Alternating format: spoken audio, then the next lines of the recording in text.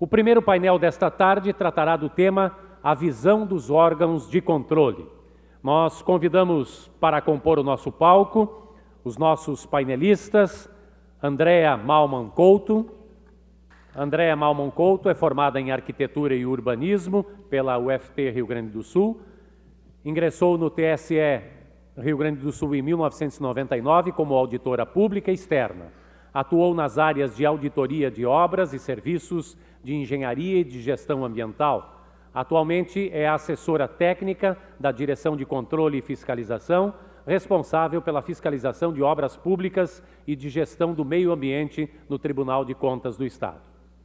Também convidamos como painelista José Alexandre da Silva Záquia Alain. José Alexandre Alain é formado em Direito pela Universidade Federal de Pelotas, mestrado pela Universidade de Lisboa, tomou posse no cargo de promotor de justiça em dezembro de 1998. Atualmente é titular da primeira promotoria de justiça especializada do Rio Grande, atuando nas áreas de meio ambiente e probidade administrativa. Foi professor da Universidade de Pelotas, integra o quadro da Fundação do Ministério Público e o Conselho Editorial da Revista da Associação do Ministério Público. E também convidamos para compor o nosso palco como painelista Roberto Sasso Ponce. Roberto Sasso Ponce vem substituindo Geraldo da Camino, que por um motivo de última hora não pôde estar presente. Roberto Ponce é assessor do Procurador-Geral, Geraldo da Camino, e chefe de gabinete do Procuradoria-Geral do Ministério Público de Contas. E a mediação deste painel, novamente pelo nosso jornalista Túlio Mino. Boa tarde a todos e a todas. Vamos dar continuidade ao nosso evento com um tema que eu tenho certeza que vai despertar muita curiosidade, muito interesse. Então já vou de novo fazendo aquele pedido para que sejam enviadas as perguntas para que a gente possa fazer logo depois das explanações de cada um. Vai obedecer a mesma dinâmica anterior, nós temos 10 minutos para cada um, depois um tempo para debate e para as perguntas da plateia, perguntas de vocês. Vamos à apresentação desse painel, que se chama A Visão dos Órgãos de Controle.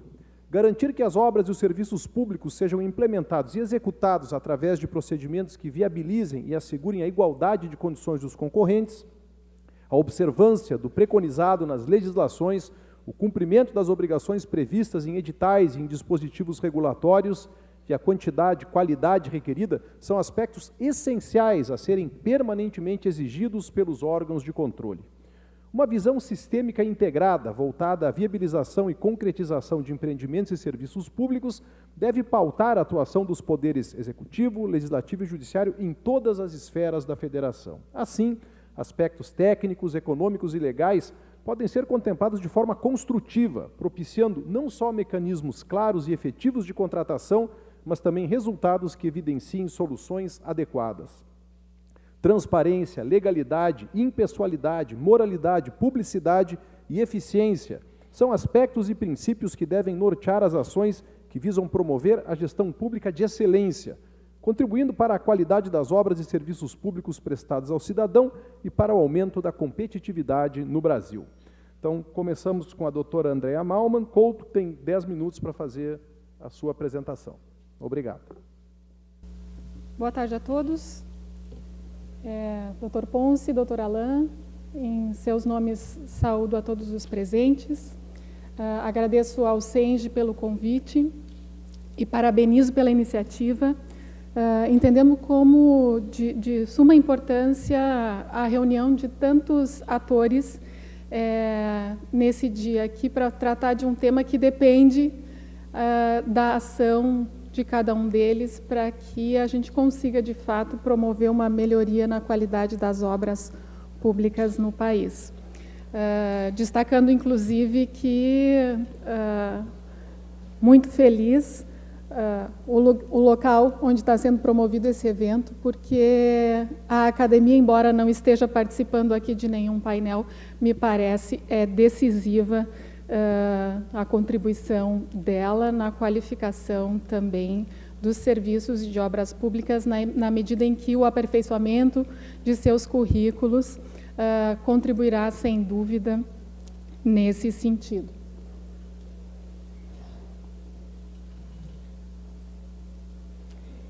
Eu não vou falar aqui nenhuma novidade. E que bom que existe consenso, né? Todos os expositores até o momento concordaram que qualificação de planejamento é a condição básica para que ocorra uma melhoria na qualidade das obras. Os órgãos de controle têm a mesma percepção. E essa percepção, esse convencimento, vem da experiência e da observação nos procedimentos de auditoria de obras públicas, que detectam como principais achados deficiências de projeto básico, fiscalização precária ou inexistente de obras, execução em desacordo com o contrato,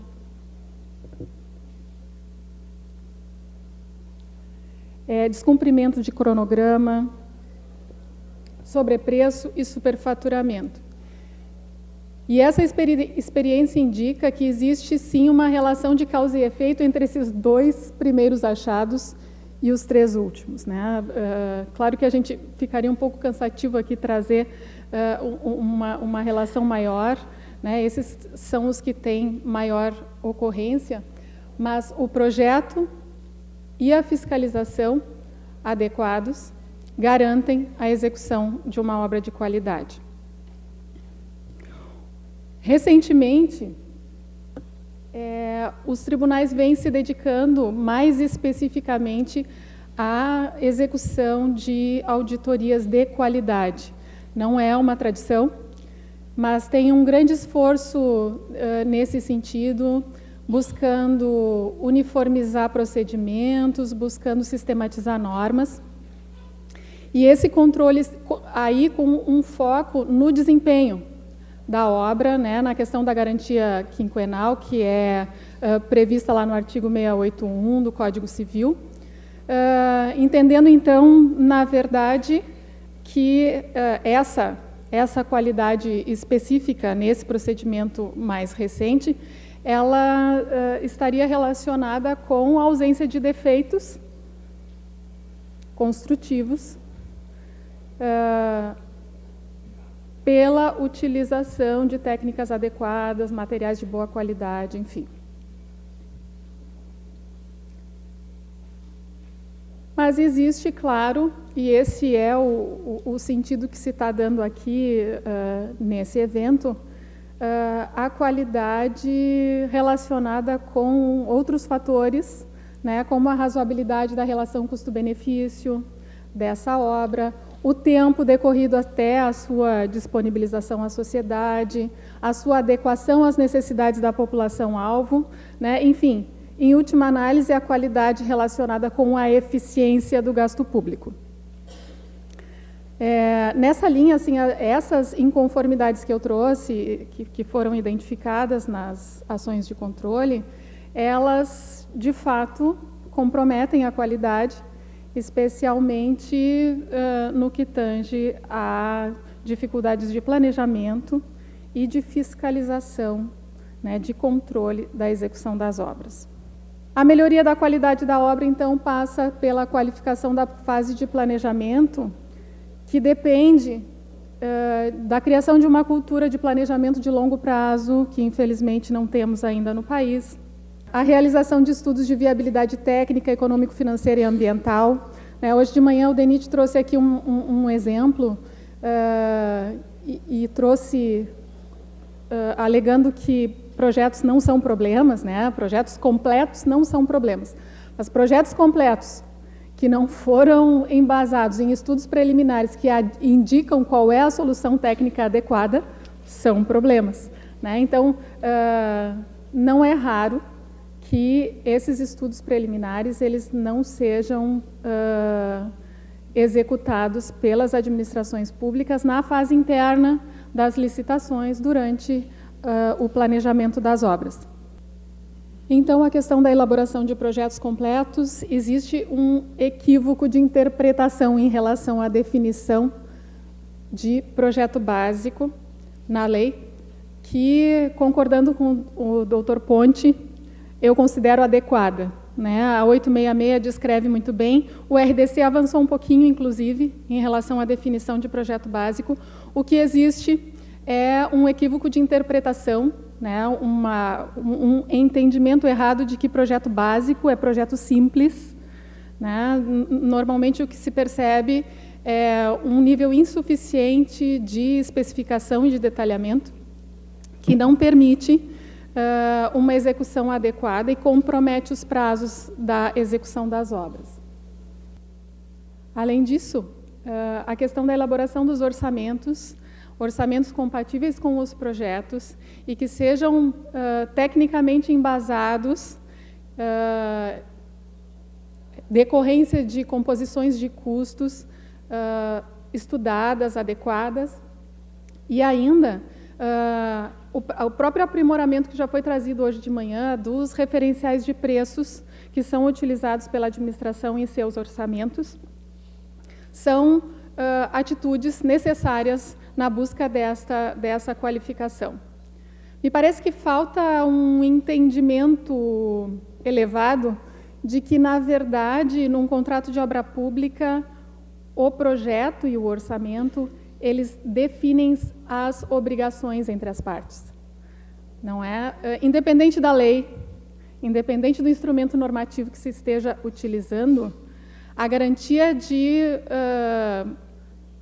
ausência ou minimização de problemas na execução da obra e garantia de qualidade, ela passa por um nível de detalhamento dos projetos, né, que reduza ao mínimo possível a subjetividade nessa contratação.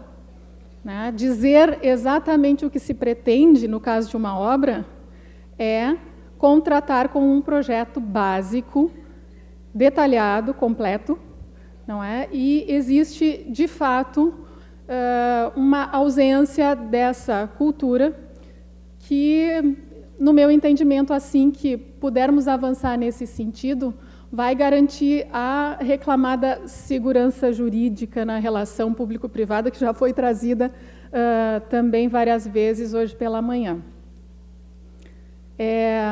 Por outro lado, a questão da estruturação adequada dos setores técnicos da administração pública e a capacitação dos profissionais, a sua devida valorização, também são responsáveis por esse comprometimento de qualidade, não só dos projetos, mas da fiscalização das obras executadas pelo poder público. Nesse sentido, os tribunais de contas têm trabalhado também buscando celebrar parcerias com entidades de ensino, com entidades técnicas profissionais. Eu trago aqui o exemplo do nosso Tribunal de Contas, que firmou uma parceria com o SENGE para trabalhar com ações de educação dos profissionais. Não é a necessidade de que esses profissionais, além do conhecimento técnico de engenharia e arquitetura, conheçam minimamente as normas legais aplicáveis, né? A experiência de auditoria de obras mostra que muitos erros são decorrentes de desconhecimento e não de má-fé. A gente precisa qualificar os quadros públicos para dar um passo também no sentido dessa qualificação das obras.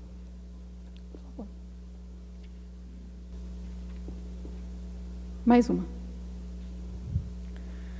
Então, os tribunais de contas têm trabalhado, né, a partir desta percepção, buscando, também com a sua atuação, contribuir nesse sentido, através de uma ação preventiva, ampliando ações de controle concomitante ou prévio.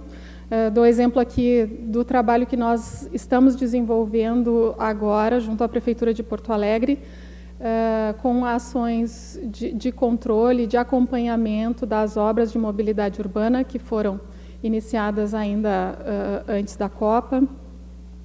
Atuação em rede, quer dizer, Tribunal de Contas, Ministério Público, Polícia Federal e uma série de outros órgãos de controle, trabalhando de forma articulada, de maneira a otimizar seus recursos, né, quer recursos financeiros, quer recursos humanos, de forma a garantir uma qualificação da sua atuação.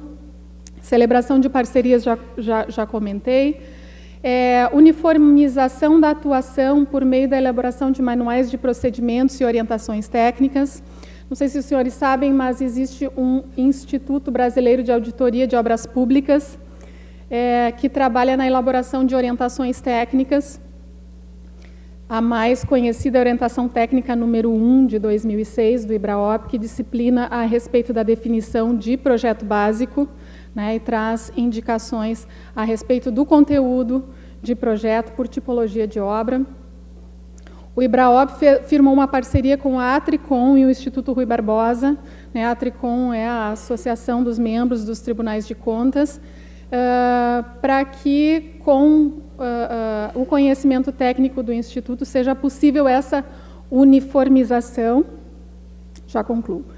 E por meio da elaboração de manuais de procedimentos, inclusive manuais de procedimentos de auditoria de qualidade. E ainda uma questão que é bastante trabalhada por nós, o Dr. César Miola, presidente do Tribunal de Contas, carrega essa bandeira, é a questão da transparência e o estímulo ao controle social. Né? Garantir o amplo acesso do cidadão às informações produzidas nessas ações de fiscalização também é o caminho para que a sociedade possa cobrar essa qualidade, para que ela tenha o conhecimento daquilo que estava sendo contratado, do que estava sendo pretendido, né, se ele vai ao encontro daquilo que ela necessita efetivamente.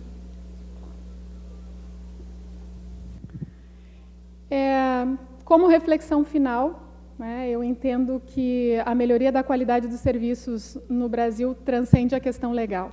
Né? Essa discussão que foi feita a respeito de se 866 é melhor, se RDC é melhor, eu entendo que em qualquer destes dois institutos temos um arcabouço normativo suficiente para garantir a qualidade das obras. A interpretação dessas normas é que precisa ser qualificada e precisamos encontrar um senso comum entre a administração pública, a sociedade, contratados, para que consigamos, então, atingir padrões de qualidade, de excelência. Para concluir, da mesma forma que comecei, então, né, somente por meio deste planejamento eficiente, o objetivo de qualificar serviços e obras no Brasil pode ser atingido, e o Tribunal de Contas trabalha como parceiro e agradece a oportunidade, então, de trazer essas informações e essas impressões colhidas no nosso trabalho. Obrigada. Obrigado. Muito obrigado. Então, passamos a palavra agora ao Dr. José Alexandre Isaac Alain. O senhor tem 10 minutos. Muito bem. Boa tarde a todos. Boa tarde, Roberto. Boa tarde, Andréia, Túlio, nossos companheiros. Queria, em meu nome, em nome do Ministério Público do Estado do Rio Grande do Sul, agradecer o convite que nos foi feito, em nome também do Dr. Eduardo de Lima Veiga, nosso Procurador-Geral da Justiça, dizer que é um prazer estar com os senhores hoje aqui, discutindo esse tema tão importante, que é, enfim, a forma que o Estado exerce o controle sobre as obras públicas que vão sendo realizadas. Pensei aqui o que diria aos senhores nessa tarde, pensei como começar e como montar o meu movimento e as coisas que poderiam servir como contribuição melhor que o Ministério Público pudesse nos alcançar, pudesse desalcançar nessa tarde com o que eu tivesse a lhes dizer. E pensei, talvez fosse o caso de arrancar essa nossa conversa perguntando aos senhores o seguinte: o Ministério Público é de fato um órgão de controle de obras públicas? O Ministério Público, de fato, historicamente, como foi criado, não é? Lá pelas Constituições, e qual a história, a própria história do Estado brasileiro, de fato entregou esse dado ao Ministério Público, entregou essa tarefa ao Ministério Público? Pensem nisso comigo. Os senhores certamente se lembrarão de nós em grandes julgamentos de crimes de morte, bem? Certamente, talvez, se lembrarão de nós em intervenções que terminam gerando encarceramento de pessoas em processos penais. Talvez se lembrem de nós na defesa da infância. E talvez, possivelmente, ainda se lembrem de nós na defesa dos idosos e na defesa daquilo que antes da Constituição de 88 dizíamos que era a nossa atribuição civil, defesa de órfãos e de viúvas, era o que fazíamos, não é? Bueno, então, se encontra hoje aqui, os senhores estão discutindo qualidade, controles de obra pública, e há um promotor que a sua própria história, a história da sua instituição se talha em julgamentos de morte, em defesa de crianças, enfim, o que faço eu aqui, a rigor? Qual foi o giro histórico que fez com que um promotor de justiça pudesse sentar hoje com os senhores a conversar sobre o controle de obras públicas? Para isso, eu queria dar 2 passos para trás e pensar algumas coisas. Vejam que a gente passou nos últimos 20, 30, quiçá 40 anos, uma revolução tecnológica significativa. As relações sociais mudaram profundamente, não é? E o sistema de justiça, em alguma medida, teve que se acomodar de acordo com essas modificações que foram sendo realizadas, não é? E aqui quero destacar aos senhores uma notícia publicada no site do Conselho Nacional de Justiça, e ali está a data 11 de 2014, muito recente. Lá em cima os senhores lerão, ó, Justiça priorizará conciliações, processos dos maiores litigantes e recursos repetitivos. O que isso significa, e talvez vá fazer mais sentido quando eu destacar esse trecho da notícia? Diz assim, ó, a Meta 7 estabeleceu que o Superior Tribunal de Justiça, o STJ, o seu trabalho e a Justiça Estadual priorizarão no ano que vem o julgamento dos processos dos maiores litigantes. Em 2012, o levantamento do CNJ apontou que o setor público federal e os bancos respondiam por 76% dos processos em tramitação junto ao Poder Judiciário. O que isso significa, senhores? E os senhores são certamente melhores de número do que eu, também. 76% dos processos significa que de cada 10 processos, 7,5 pertencem a esses 2 grandes grupos, Serviço Público Federal e Serviço de Bancos, tá bem?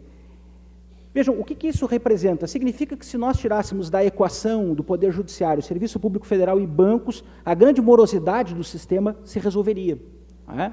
E isso é assim essencialmente porque a atividade econômica se modificou, a forma como nós estabelecemos relações sociais se modificou de uma maneira profundamente significativa.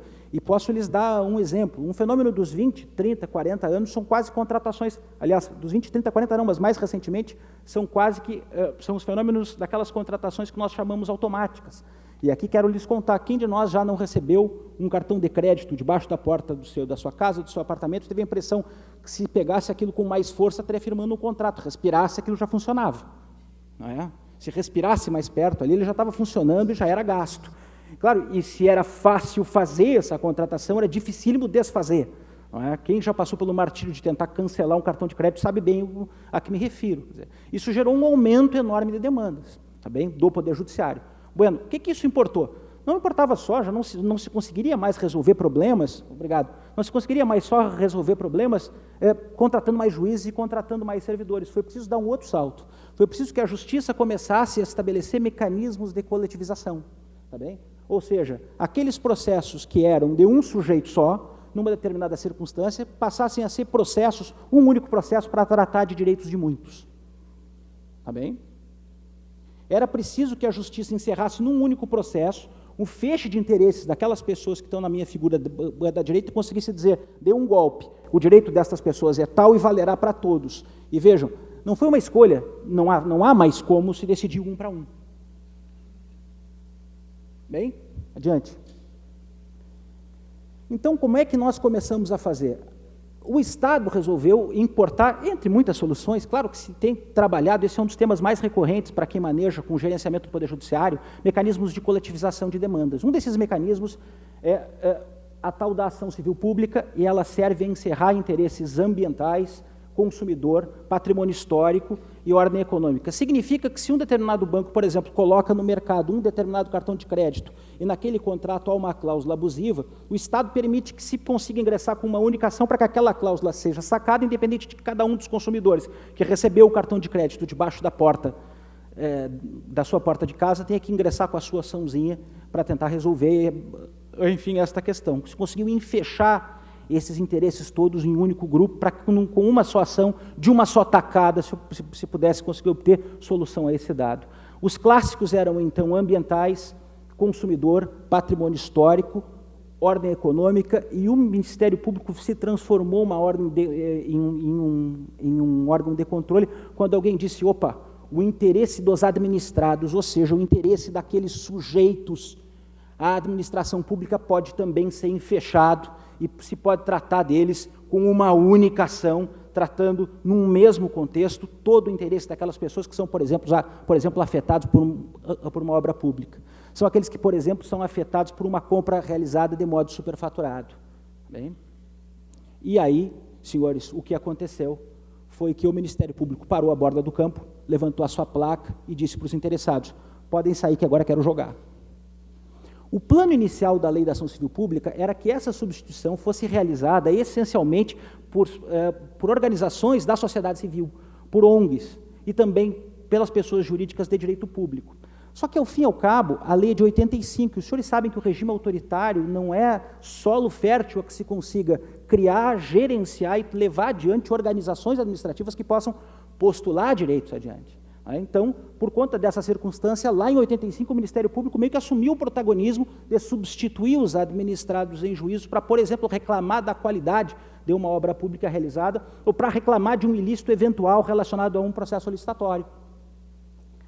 Historicamente, então, e aqui quero começar a tentar lhes desenhar isso de uma maneira mais clara, antes desse mecanismo coletivo, todo o controle popular, todo o controle substituído, o controle judicial de uma obra pública defeituosa era realizado, eventualmente, pelos interessados ou por um mecanismo jurídico chamado ação popular.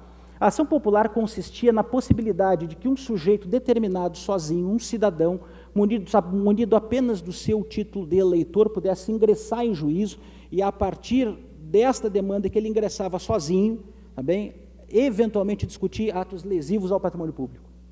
E discutir, eventualmente, ressarcimento, muito obrigado, ressarcimento de eventuais prejuízos suportados pelo erário.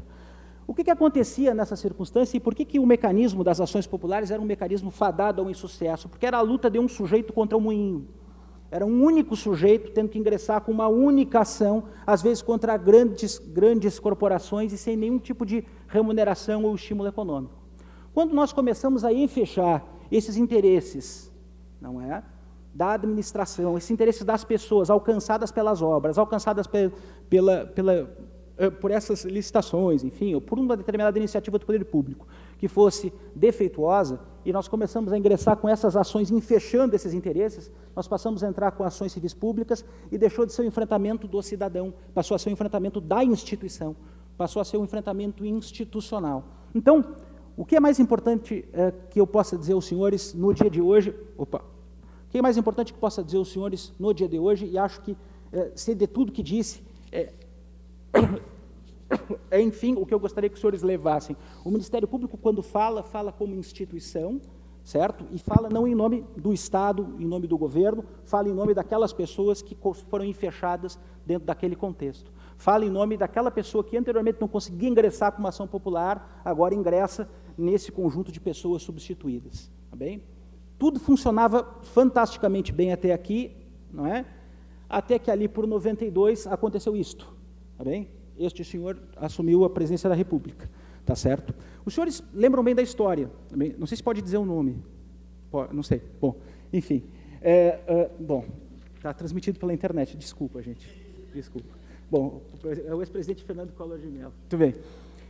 O presidente Collor foi alçado ao posto de candidato e, enfim, ao posto de presidente por causa de um apelido que ele tinha lá no estado dele. Vamos ver se os senhores lembram. Isso. Havia uma disputa significativa e havia ali, naquele momento, foi identificada pelo presidente, então, uma crise de moralidade, mais um minuto, tá bem? Uma crise de moralidade que precisava ser enfrentada. E naquele princípio, logo naquele início de governo, antes de se saber do impeachment, o presidente remeteu um projeto que é o projeto das ações civis públicas por atos de improbidade administrativa. No que elas diferem das ações populares e das ações civis públicas direcionadas à proteção do patrimônio público? As ações de improbidade administrativa, para além de anularem o ato, para além de determinarem a devolução de numerário ao erário, eventualmente, elas têm cargas sancionatórias, e são cargas sancionatórias violentas. Vamos ver se eu sei apontar com isso. Acho que sei. Olha, afora o ressarcimento, nós temos perdas de bens ou valores, perda de função pública, suspensão de direitos políticos, pagamento de multa civil e proibição de contratar. Vejam que não é pouca coisa. Nós saímos, a partir daí, da reversão, de simples ações que buscavam reverter, paralisar, anular atos e, eventualmente, devolver dinheiro, para ações que alcançavam, então, agentes públicos, empresas e terceiros que teriam concorrido para esses ilícitos a serem alcançados por essas sanções. E isso não é pouca coisa. E aqui vem, talvez, o primeiro problema desse dado que quero lhes contar. Tá bem?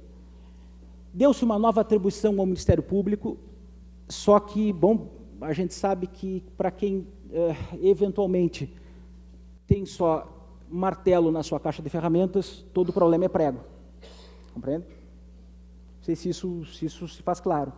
Para o sujeito que só tem um martelo na sua caixa de ferramentas, todo o problema virará prego. Então, você tem uma instituição culturalmente ligada, umbilicalmente ligada, eu diria, com a aplicação de sanções e com ações penais e com a circunstância de buscar a obtenção de punições, não é? E nós nos vazamos com essa ferramenta, e aqui quero dizer o que direi agora publicamente, e ainda bem que isso está sendo publicizado pela internet. Exageramos, senhores, exageramos. Cheios de boas intenções, mas exageramos, tá certo? Era preciso construir uma nova cultura, era preciso que nós colocássemos outros elementos na nossa caixa de ferramentas para poder manejar com esse tipo de ilícitos e poder compreender que, eventualmente, o defeito da obra pública não deveria ou poderia importar a cassação dos direitos políticos de um determinado agente público. Ou poderia, ou não poderia importar a aplicação de uma pena a uma empresa que terminasse redundando na sua própria morte civil ou insolvência. Bem? E, a partir daí, nós começamos a construir novas ferramentas. A primeira delas é uma recomendação, que posso falar com os senhores em seguida, no contexto das perguntas, já que o meu tempo já se escoa. Aprendemos também a manejar com termos de ajustamento de conduta, para aplicação e correção de danos. Também. Eu queria também, se os senhores me permitissem, lhes falar, num segundo momento, sobre uma nova legislação, e se os senhores, enfim, tiverem essa curiosidade, seria uma discussão muito interessante, falar sobre a nova lei anticorrupção, que decorre ali do famoso escândalo do Umba dos Trens em São Paulo, e esta lei já é uma lei de outra dinâmica, de outro movimento. Ela traz uma série de modificações significativas, essencialmente com relação à lei de improbidade administrativa. Algumas para endurecer o enfrentamento com relação aos ilícitos, dizendo que as responsabilidades são objetivas, ou seja, em verificado determinado ilícito não mais se perquire dolo ou culpa, se diz que acontecido o ilícito é preciso responsabilidade. Diferentemente da ação de improbidade administrativa, esta ação das leis anticorrupção coloca num primeiro plano as empresas. O primeiro plano de responsabilidade são as empresas, as cartelizações, fraudes e execuções dos contratos e oferecimento de vantagens, tá certo? E num último plano, e talvez o mais interessante, nós trazemos para o contexto do enfrentamento da corrupção e controle de obras públicas a possibilidade de acordos de leniência. Isso é um mecanismo absolutamente novo. O ordenamento jurídico brasileiro, os atores do sistema judiciário não sabem ainda manejar com os acordos de leniência, também, que funcionam como possibilidades de assunção de culpa, assunção de responsabilidade, devolução de valores e, em alguma medida, mitigação de penas e sanções, tá certo?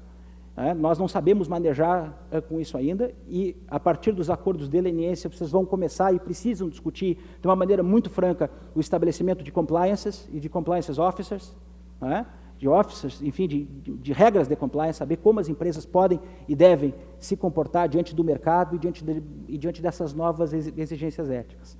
O que eu queria lhes dizer por último, e já passei demais o meu tempo, é que a gente vê uma tendência no país no sentido de que a corrupção precisa receber um fim. É preciso que a gente consiga suportar e vencer essa crise moral que o Estado enfrenta e que parece não passar, não é? Se percebe uma progressão absolutamente significativa dos instrumentos legais para esse fim, tá bem?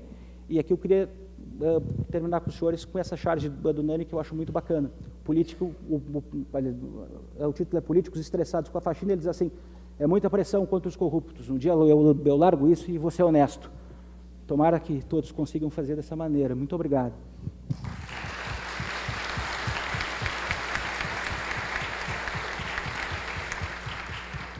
Obrigado. Dr. Roberto Ponce, 10 minutos. Uma boa tarde a todos. Saudando o diretor-presidente Alexandre Roman, saúdo aos profissionais que prestigiam esse evento, Dr. Zac Alain, honra em compartilhar deste evento com Vossa Excelência, colega André Malman Couto, senhoras e senhores que prestigiam esse evento. Represento aqui o Ministério Público de Contas em função de o nosso Procurador-Geral ter tido um contratempo, então venho fazer as vezes aqui e apresentar a visão do Ministério Público com relação a este tema tão importante, objeto deste encontro. Agradecendo a deferência do convite, né, e dizendo, complementando aqui em função do último da hora, não ter podido passar as informações pessoais aqui para o cerimonial, que sou auditor público externo do Tribunal de Contas há 20 anos, com formação na área de Direito e especialista em auditoria e gestão governamental também. Trago os cumprimentos do Procurador, no sentido de que este evento tenha sucesso, e pelas impressões colhidas agora durante a breve convivência ali no horário do almoço com as pessoas que estavam aqui pela manhã, devo dizer que já se trata de um sucesso, e parabenizo ao CENGE pela organização do evento e realmente que isto continue assim até o final. Bem, o Ministério Público de Contas, eu vou fazer uma breve observação aqui apenas para situar a questão da estrutura do órgão, porque dentro desses organismos de controle, talvez o Ministério Público de Contas seja o mais jovem, o menos conhecido, né? Embora desde os primórdios da República, lá na estruturação do TCU, já se falasse em atuação do Ministério Público junto ao Tribunal de Contas da União. Então, mas a estruturação como órgão, né, dotado de uma autonomia e de um caminho a ser percorrido ainda que está em curso, vem a partir da Constituição de 88, em que realmente há uma estruturação em status constitucional de um órgão que tem o papel de atuar junto aos tribunais de contas e é exclusivo, né, ou seja, um Ministério Público especializado em contas, ao lado de tantos outros especializados, como nós temos, como o caso, por exemplo, do Ministério Público do Trabalho, que não deixa de ser Ministério Público, mas tem uma área de atuação muito específica, no nosso caso, a área de controle. Juntamente, aí, evidentemente, com o Ministério Público Federal, o Ministério Público do Estado, os MPs de contas no país inteiro, os tribunais de contas, né, a Polícia Federal, que se agregam nas ações voltadas ao controle. Invariavelmente, quando a gente fica para falar por último, sempre temos o risco de ser já consumidos pelos que nos antecedem em algumas linhas de abordagem. Então, eu vou me permitir aqui apenas tecer considerações breves e gerais, abstraindo aqueles pontos que já foram abordados aqui pelos que me antecederam, de forma certamente mais brilhante do que faria. Hoje nós temos, e o Dr. Alain bem destacou, um suporte normativo, né, bastante forte e crescente, né, que vem desde a base constitucional, normas constitucionais, com uma série de determinações, definições, né, eu diria não apenas aspectos normativos, mas também algo que quase chega a ser política da qualidade na parte da administração pública, lá no 37, dentro dos seus princípios. Lei de responsabilidade fiscal, né, chamada lei das licitações, a lei que trata da improbidade administrativa, como bem destacou o Dr. Alain, e mais recentemente a questão da responsabilização das empresas, das pessoas jurídicas, com relação a práticas de atos contra a administração pública. Evidentemente, quando eu falo isso, né, falando para pessoas que estão interagindo diretamente, certamente, com essas relações com o poder público, certamente uma boa parte dos senhores, não há como controle, quando se posiciona como controle, né, não há como ver o controle de uma forma não antipática. Então, a gente brinca que o controle é o chato que chega lá e diz que o edital está errado, que a execução foi mal, que não sei o quê, mas é um papel, né? E esse arcabouço normativo, né, nos dota de instrumentos certamente bastante densos, bastante pesados, né, para tentar combater esse universo bastante conhecido de corrupção, de desvios e uma série de situações que requerem a nossa atenção como órgãos de controle, mas mais do que isso, é algo que transcende a esfera dos órgãos de controle, atinge a todos nós, né?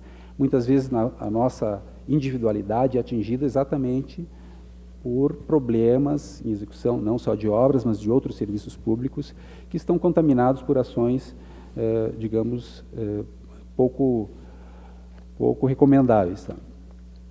Isso impõe, certamente, uma reflexão quanto ao nosso papel também, e temos tido essa preocupação de não unicamente apenas atuar como órgão repressivo, né, ou como usando os instrumentos também para prevenção, né, como citou o doutor Alain, a questão das recomendações, de termos de ajuste de conduta e eventuais medidas cautelares de forma a evitar que o dano se consolide ou que venha a se perpetuar dentro de determinadas circunstâncias. Por outro lado, quando estas situações já estão em curso, não há outra alternativa que não atuar de forma repressiva. Isto aí usando todo esse arcabouço normativo de qual nós estamos falando.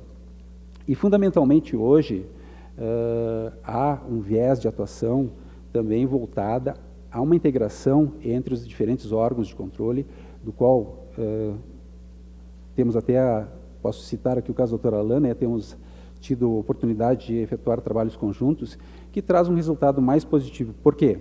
Se o crime hoje é organizado, né, os órgãos de controle e fiscalização também têm que atuar de forma conjunta, menos burocrática, buscando efetividade, né, nas suas ações.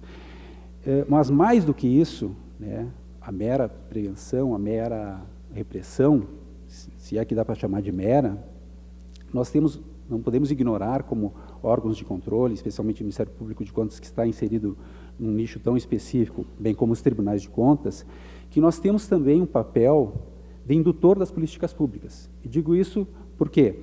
Porque muitas vezes detectamos em algumas administrações a falta de ações, de iniciativas com relação a questões críticas de educação, de saúde, e que deveriam obrigatoriamente ser implementados pelos gestores e não o são.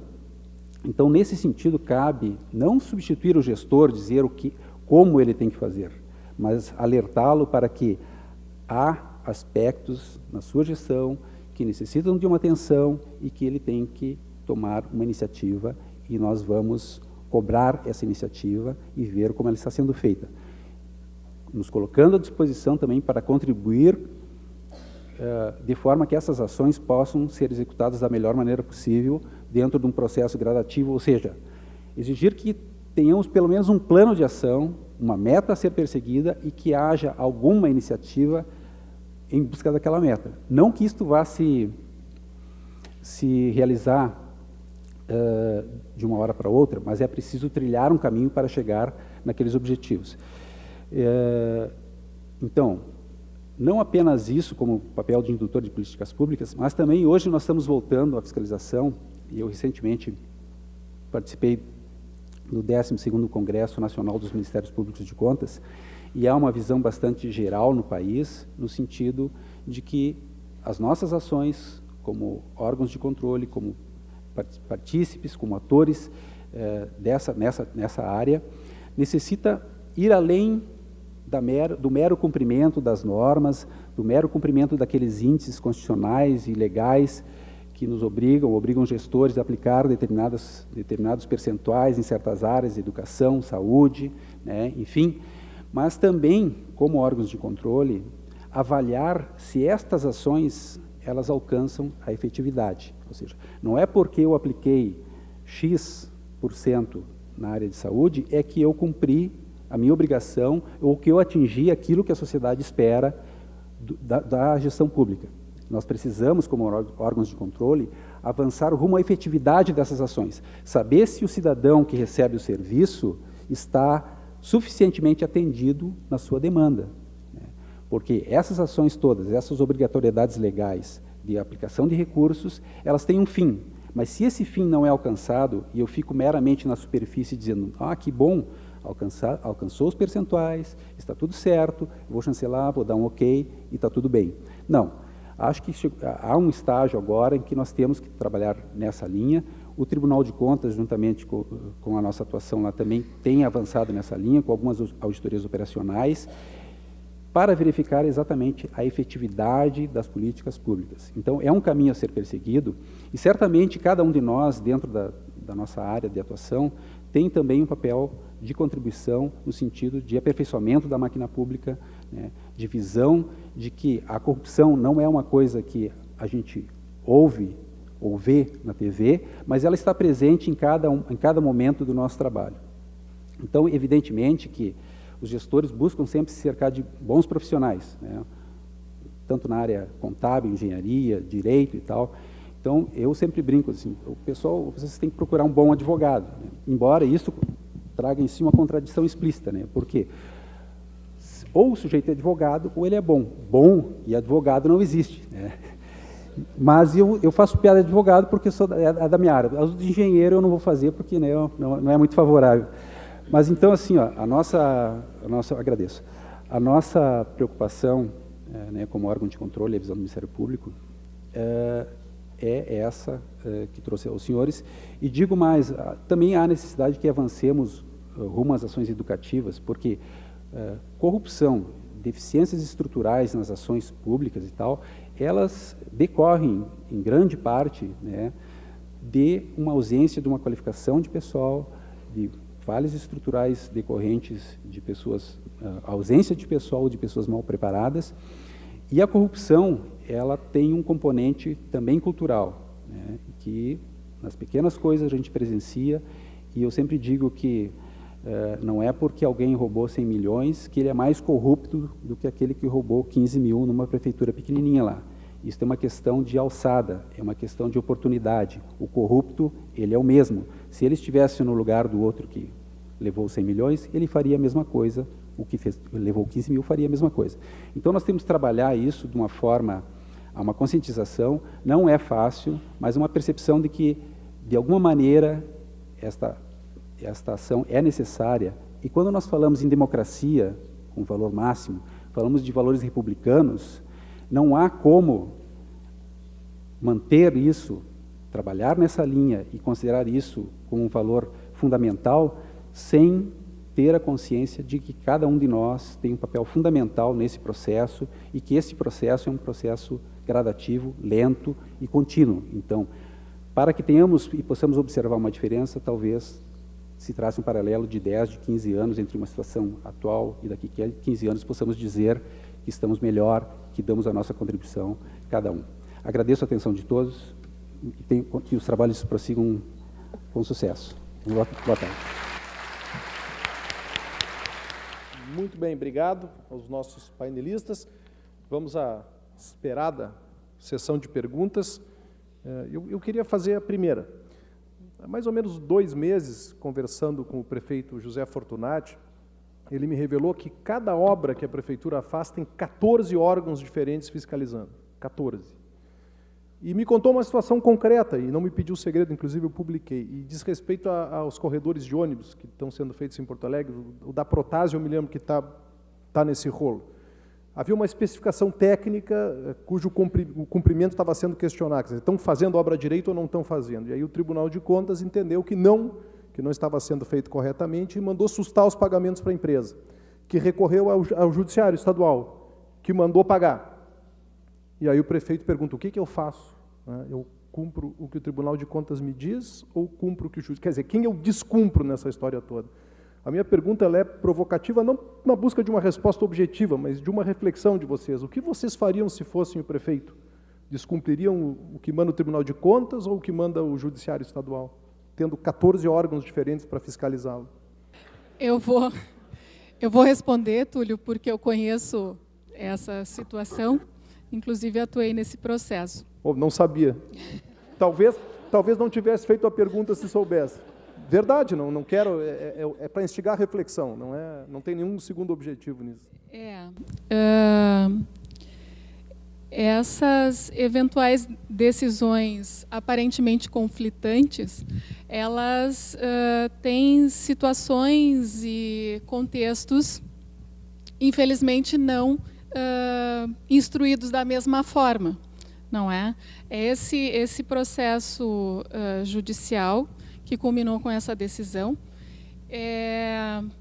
não tem todos os elementos técnicos que pudessem levar o julgador a um convencimento diferente, né? E aí, retomando um pouquinho a questão da necessidade de qualificação, né? A qualificação técnica e a existência de quadros técnicos qualificados em todos os órgãos públicos, em todos os poderes, pode nos levar também a um avanço em relação a esses eventuais entraves que acabam acontecendo no decorrer da execução de obras.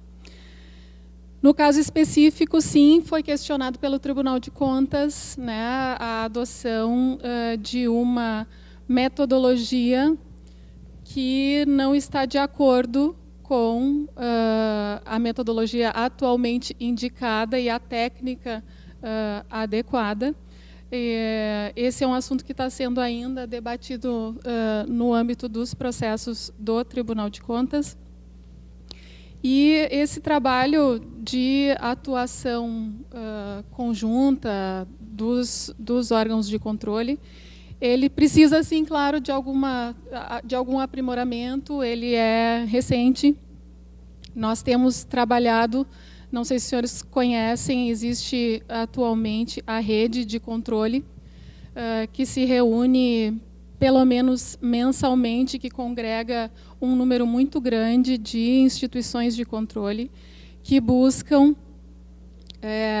uniformizar procedimentos, buscam trocar informações para que cada um, em cada setor, né, e com a sua competência de atuação, possa buscar um melhor resultado. E a intenção dessas nossas fiscalizações, ela é sempre de garantir que a contratação pública seja a melhor, né? É buscar que a satisfação da sociedade seja garantida através daquela contratação.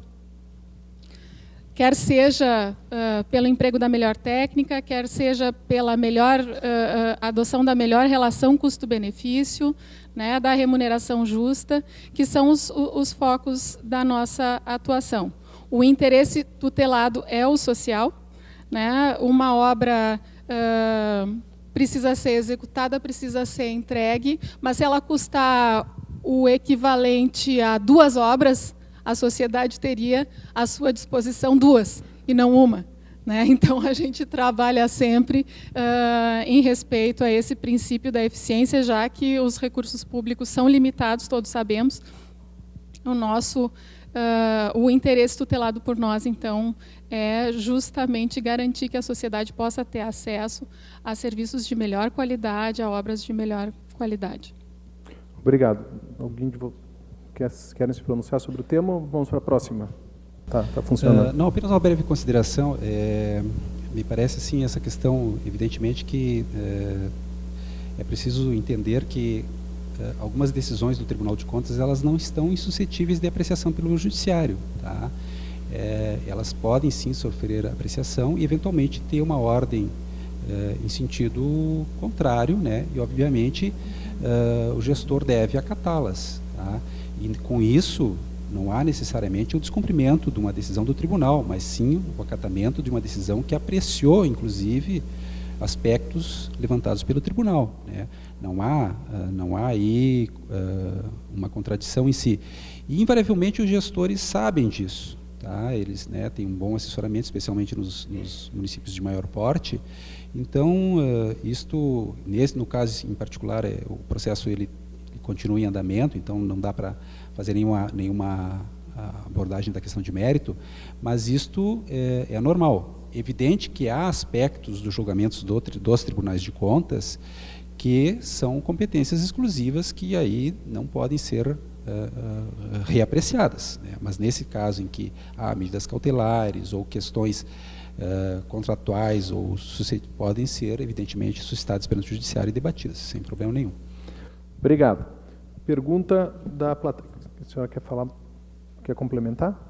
Mas o Ponce até trouxe aqui, nesse caso concreto, não existe decisão no processo do tribunal, né? Só para fazer essa pequena correção. O prefeito foi cientificado a respeito de uma instrução técnica, de um relatório de auditoria, não houve um posicionamento do relator nesse sentido. Acho bem importante a gente poder pensar sobre essas questões e dizer que essa situação que tu aponta é uma situação bastante comum, de superposição de mecanismos de controle. Nós podíamos aqui, eventualmente, fazer um discurso, acho que nós os três faríamos, que existem espaços de atribuição e espaços de competência dos órgãos de controle que são separados. A diferença é que essa separação não é uma separação estanque. Existe uma situação, existem espaços em que há sobreposição desses controles.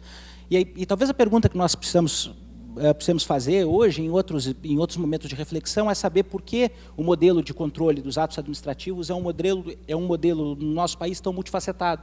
Ou seja, por que existem, ao fim e ao cabo, tantos órgãos de controle e por que eles se superpõem?